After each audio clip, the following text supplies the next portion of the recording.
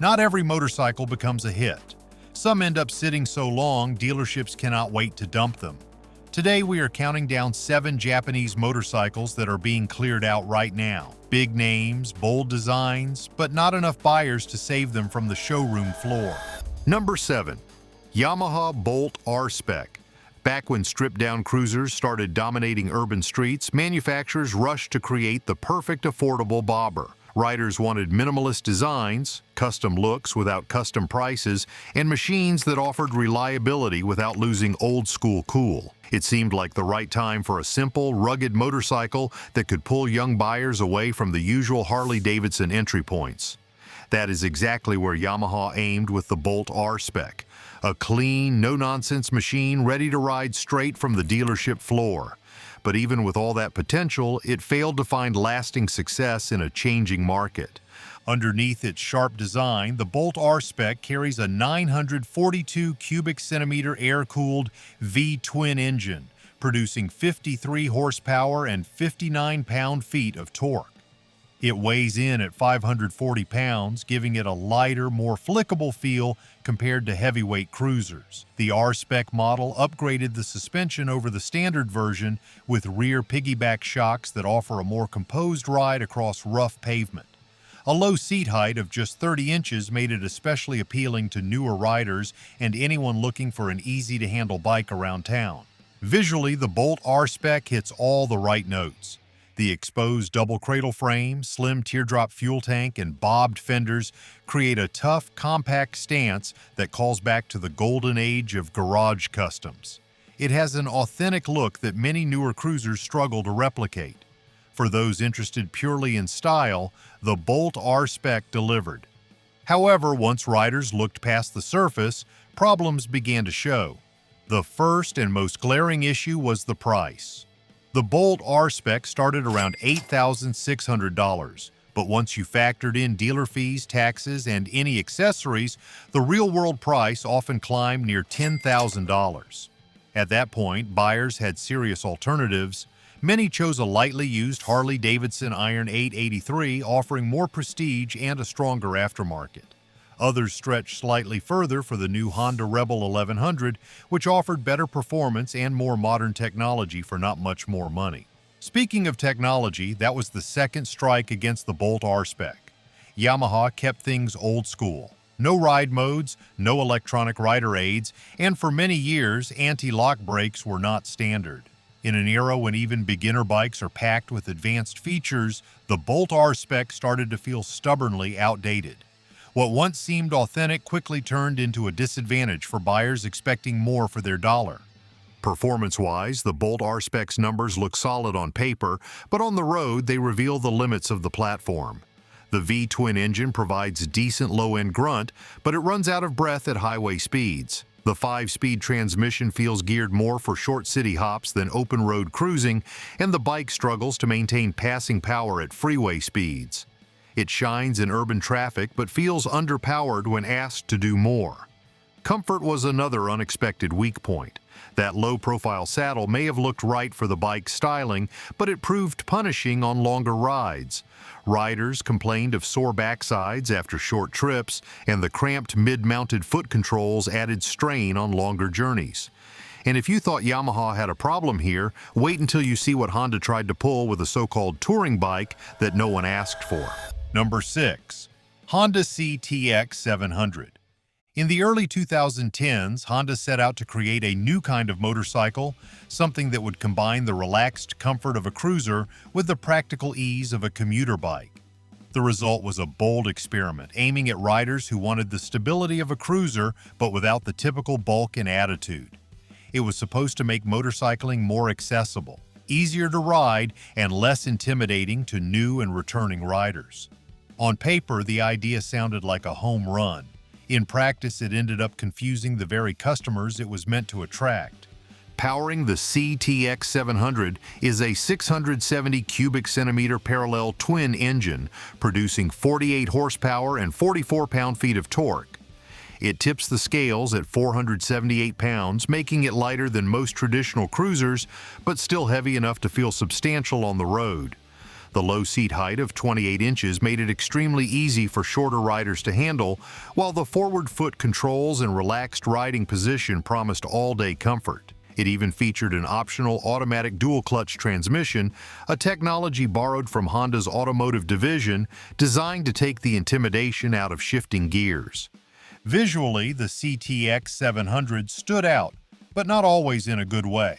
It featured large fairings, a stubby windscreen, and swooping plastic panels that gave it a futuristic, almost scooter-like profile.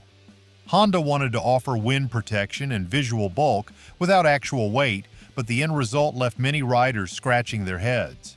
Cruiser fans felt it looked too soft and modern, while touring riders thought it looked too small and underpowered for long-distance adventures. Performance-wise, the CTX 700 was tuned for smoothness and fuel efficiency, not excitement. The engine was borrowed from the NC 700 series, meaning it offered plenty of low-end torque, but ran out of steam quickly once you revved it out. While it was excellent for city commuting and relaxed backroad cruising, it lacked the punch and spirit that many riders expect when they twist the throttle. Even with the DCT automatic transmission option, shifting felt muted and detached compared to the engagement you get with a traditional manual transmission. Riders used to the lively feedback of a standard clutch often found the DCT setup too robotic, stripping away some of the visceral joy of riding. At a starting price of $7,600 when it launched, the CTX 700 seemed reasonably priced. However, once you started adding options like DCT, saddlebags, and taller windscreens, the price quickly climbed toward $9,000 or more. At that point, many buyers simply chose to spend their money elsewhere, on bikes that either offered more traditional cruiser charm or better touring capabilities. Comfort, one of the CTX 700's selling points, also turned out to be a mixed bag. While the low seat height and relaxed ergonomics worked well for short hops around town, the thin padding on the seat and limited adjustability made longer rides tiring. The soft suspension that helped absorb city potholes ended up feeling vague and wallowy on faster roads, further limiting the bike's versatility. And if a sluggish Honda was not strange enough, wait until you see the next bike on the list, a machine that aimed for sporty domination but ended up completely lost in the crowd. Quick pit stop. Hit like, hit subscribe, and let's roll straight into the next one. Number 5. Suzuki GSX 250R. There was a time when a lightweight sport bike was the go-to choice for new riders who wanted to experience the thrill of speed without jumping straight onto something overwhelming. That is exactly the role Suzuki hoped the GSX 250R would fill. On paper, it seemed like a brilliant move, a stylish, manageable entry into the world of sport riding that would not intimidate beginners. But once it hit dealership floors, it quickly became clear that the GSX 250R missed the mark in critical ways. Powering the GSX 250R is a 248 cubic centimeter parallel twin engine that produces 24 horsepower and 17 pound-feet of torque. Weighing in at 392 pounds, it sits firmly in the lightweight category. The styling draws clear inspiration from the bigger GSX-R family, with aggressive lines, a sharp fairing, and a low, sporty stance that looks fast even standing still. It rides on a basic telescopic front fork and a rear monoshock, with a relaxed riding position that is supposed to make it comfortable for everyday commuting as well as weekend rides. At first glance, the GSX 250R checks a lot of boxes. It looks the part. It is easy to manage. It is approachable for riders moving up from a small scooter or a basic commuter bike. The seat height, sitting at 31 inches, is reasonable for most riders, and the ergonomics are less aggressive than full supersport models, making it a more forgiving option for learning the basics of sport riding. However, it does not take long before the flaws start showing. The biggest complaint leveled against the GSX 250R is the lack of power. 24 horsepower might be enough for city riding and short jaunts on back roads, but it is quickly overwhelmed on highways. Passing traffic requires careful planning, and maintaining higher speeds can feel strained. In an era where the Kawasaki Ninja 400 and Yamaha R3 offer close to 50 horsepower in similarly lightweight packages, the GSX 250R simply cannot keep up. Another major downside is the technology, or rather the lack of it. Anti-lock brakes, which many new riders consider a must-have safety feature, were not standard equipment on the early versions of the GSX 250R. This omission put it behind rivals at the same price point. Even when anti-lock brakes became available, they often came at an additional cost, further eroding the bike's value proposition against more modern competitors. Speaking of cost, the GSX 250R launched with a price tag close to $4,600. By the time fees and taxes were added, many buyers found themselves dangerously close to the price of a brand new Ninja 400 or Yamaha R3, both of which offered significantly better performance and higher resale value. Comfort is decent for a small sport bike, thanks to its upright seating position and relatively cushy seat. However, the basic suspension struggles over rougher roads, and the lack of adjustability means heavier riders or those looking to push the bike harder are left with no options to improve the handling. Braking is handled by a single disc up front and a single disc at the rear, both of which are adequate but unimpressive when compared to dual disc setups found on higher-end entry-level bikes. Let's move from a bike that under-delivered on thrills to one that over-delivered on weight, and no one wants to haul it home. Number 4. Kawasaki Versys-X 300. Adventure motorcycles exploded in popularity when riders realized they could have a bike that handled pavement, dirt roads, and everything in between. Smaller displacement adventure bikes in particular promised to bring that sense of freedom to newer riders or those who wanted a lighter, easier-to-handle machine.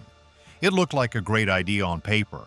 A lightweight, entry-level adventure motorcycle that carried the Versys name and promised big bike style in a smaller package. But when it finally rolled into showrooms, buyers were not nearly as excited as Kawasaki had hoped. Powering the Versys-X 300 is a 296 cubic centimeter parallel twin engine, producing 39 horsepower and 21 pound-feet of torque. The bike weighs 385 pounds and features long travel suspension at both ends, giving it a generous ground clearance and a tall, upright riding position. With a seat height of 32.1 inches, it is approachable for some, but still a stretch for many newer or shorter riders who are typically drawn to beginner bikes. The idea was to provide a simple, affordable bike that could introduce new riders to the adventure segment. Kawasaki gave it a large 19-inch front wheel for better off-road handling, equipped it with a fair amount of wind protection for highway use, and fitted it with a reasonably large 4.5-gallon fuel tank to allow for decent range between fill-ups. The styling is unmistakably Versys, with sharp, aggressive lines and an upright stance that looks ready for anything. But reality on the road and trail was a little different. The first issue most riders noticed was the lack of power. With only 39 horsepower moving nearly 400 pounds of motorcycle, the Versys-X 300 quickly felt overwhelmed once fully loaded with luggage, gear, or a passenger. On highways, it struggled to maintain comfortable cruising speeds, especially when encountering hills, headwinds, or heavy traffic. Riders looking for an adventure bike that could handle serious touring distances without constantly working the engine hard were often left disappointed. On the flip side, its weight, though light compared to bigger adventure motorcycles, still felt high for brand new riders. Many beginners found the Versys-X 300 top-heavy at low speeds, especially when fully fueled or loaded with accessories like side cases and top boxes. For newer or smaller riders who wanted a manageable adventure motorcycle, the bike ended up being taller and heavier than they expected. Another drawback was the basic suspension and braking components. While the bike offers enough travel for mild off-road trails and gravel roads, it quickly shows its limitations when pushed harder. The soft forks and shock can bottom out when riding more aggressively off-road, and the single front disc brake, although adequate for street riding, lacks the bite needed for confident control on steeper trails or emergency stops on loose surfaces. Pricing also worked against the Versys-X 300. With a starting price of around $5,800, it seemed affordable at first glance. But by the time buyers added crash protection, luggage racks, or other essentials for real adventure touring, the price quickly climbed closer to what more powerful, better-equipped motorcycles offered. Bikes like the Honda CB 500X or the Yamaha Tenere 700 offered more performance, versatility, and long-term value for not much more money. And now let's talk about a Honda that looks fast, sounds futuristic, but left both sport and touring riders totally confused. Number 3. Honda Fury. When Honda decided to launch a factory-built chopper, it turned a lot of heads. Riders were used to seeing custom builders stretch frames, rake out forks, and build wild machines that cost as much as a small house. Honda's idea was simple: bring that stretched-out chopper style to the average buyer at an affordable price point with bulletproof reliability. The Fury hit the scene with radical looks and a promise of easy ownership. But while the styling caught attention, the sales numbers never lived up to the hype. At the heart of the Fury is a 1,312 cubic centimeter liquid-cooled V-twin engine. It delivers 57 horsepower and 78 pound-feet of torque. That power moves a machine weighing around 663 pounds, stretched over a long wheelbase and sitting low to the ground. The engine is paired to a 5-speed transmission, pushing torque smoothly through a shaft drive, a rarity in the cruiser world. Its aggressive rake angle, narrow front tire, and bold styling cues made it look like it rolled straight out of a custom garage.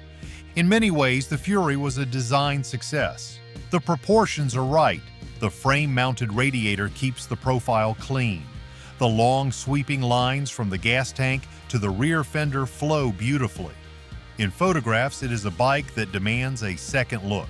For riders who always dreamed of owning a chopper but were intimidated by custom prices or maintenance nightmares, the Fury offered an appealing alternative, at least on paper. The problem started when riders compared the Fury not to custom choppers but to other cruisers in its price range. With a starting price hovering around $11,500, the Fury lands in a very competitive space. Buyers began asking tough questions. Why settle for a midsize V-twin when, for a few thousand more, you could buy a brand new Harley-Davidson Softail Standard or even find a lightly used Harley-Davidson Breakout? The Honda name, while respected, simply does not carry the same badge prestige in the cruiser world. Performance expectations also hurt the Fury's reputation.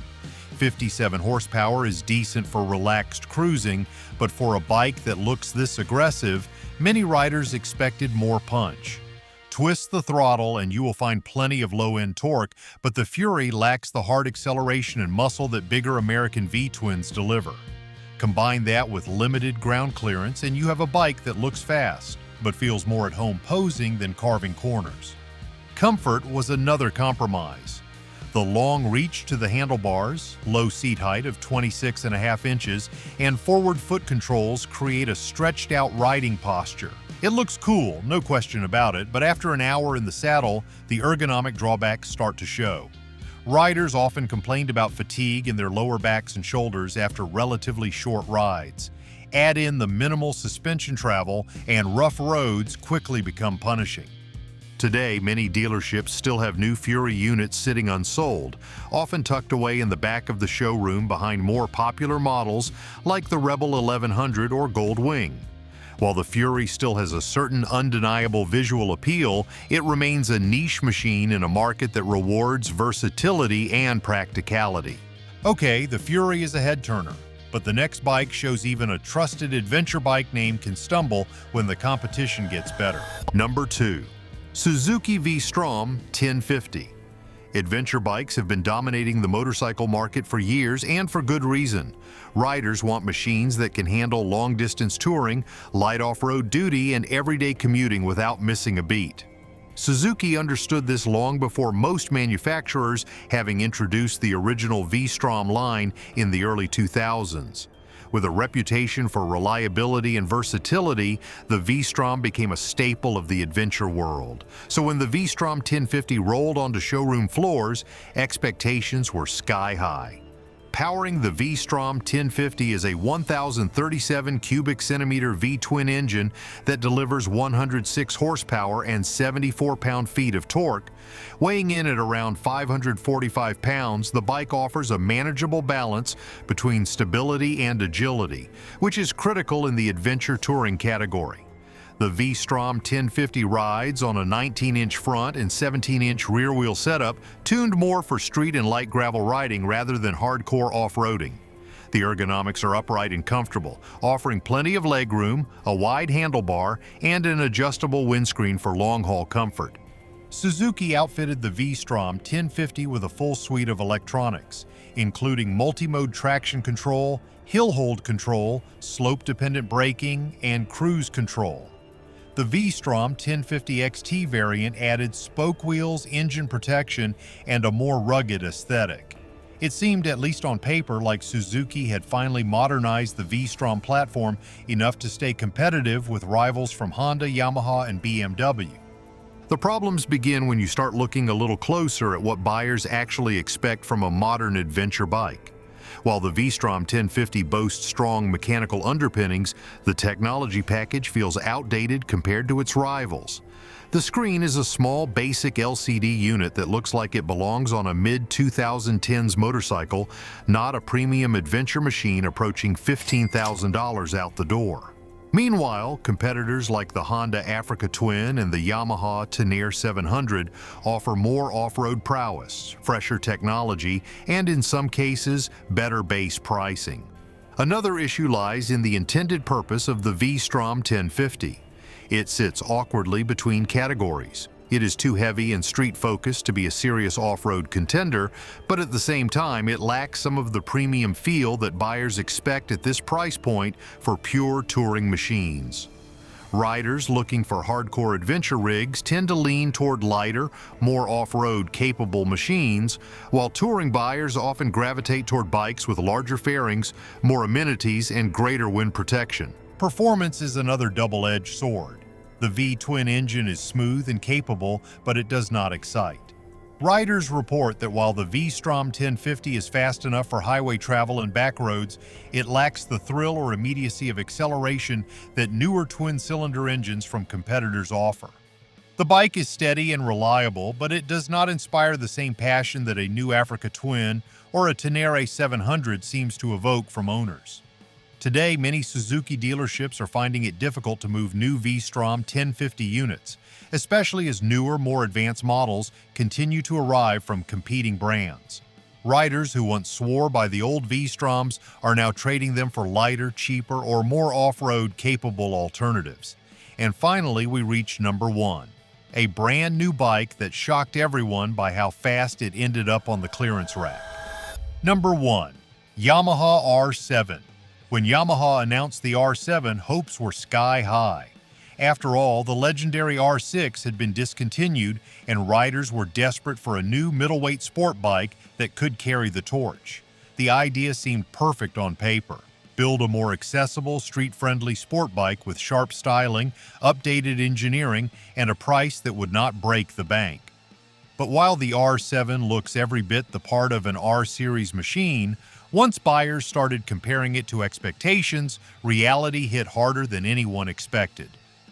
At the center of the R7 is a 689 cubic centimeter parallel twin engine, producing 74 horsepower and 67 pound-feet of torque. This engine setup, borrowed from the proven MT-07 platform, is known for reliability, strong mid-range torque, and ease of maintenance. Weighing just 414 pounds wet, the R7 is undeniably lightweight and nimble, with a tight, aggressive riding position that mirrors Yamaha's bigger supersport bikes. The R7 also features a fully adjustable inverted front fork, a slipper clutch, and a rigid chassis designed for serious track days and spirited canyon runs. On the surface, the R7 has all the right ingredients: the sharp aerodynamic bodywork, twin-eye LED headlights, and minimalist tail section scream sport bike performance. From a distance, it looks nearly identical to Yamaha's flagship R1, giving it massive visual appeal. It sits low and compact with a 23.7-degree rake and a tight wheelbase, all engineered for agility and quick transitions. However, the first cracks in the armor start to show when you ride it, especially for those who expected the raw excitement of the R6. While the R7 is quick and lively, it lacks the high-revving, manic energy that made the R6 a legend. Riders looking for blistering top-end power found the R7's twin-cylinder engine too tame. It pulls hard in the mid-range but signs off early, missing that frantic surge to redline that characterized four-cylinder sport bikes like the R6. The ergonomics, while great for track days, are punishing on the street. The aggressive clip-on handlebars and high rear sets force the rider into a fully tucked position, which feels exhilarating for short bursts but quickly becomes uncomfortable during daily commuting or casual rides. The seat, designed for form over function, is firm and narrow, putting more pressure on wrists, shoulders, and lower back over time. For casual riders or commuters, the R7 demands a physical commitment that few were ready for. Price positioning also created issues. With a starting price of around $9,100, the R7 sits in a tricky spot. It is considerably more expensive than entry-level sport bikes like the Kawasaki Ninja 400 or the Yamaha R3, but it does not offer the raw speed or prestige of larger supersport machines. For buyers spending close to $10,000, expectations are high, and many were left wondering whether it made sense to spend a little more for a leader bike or save money and choose a more comfortable all-rounder. Would you buy an R7 at a discount, or is it still not worth the price? Let us know in the comments, and if you love deep motorcycle breakdowns like this, do not forget to subscribe for more.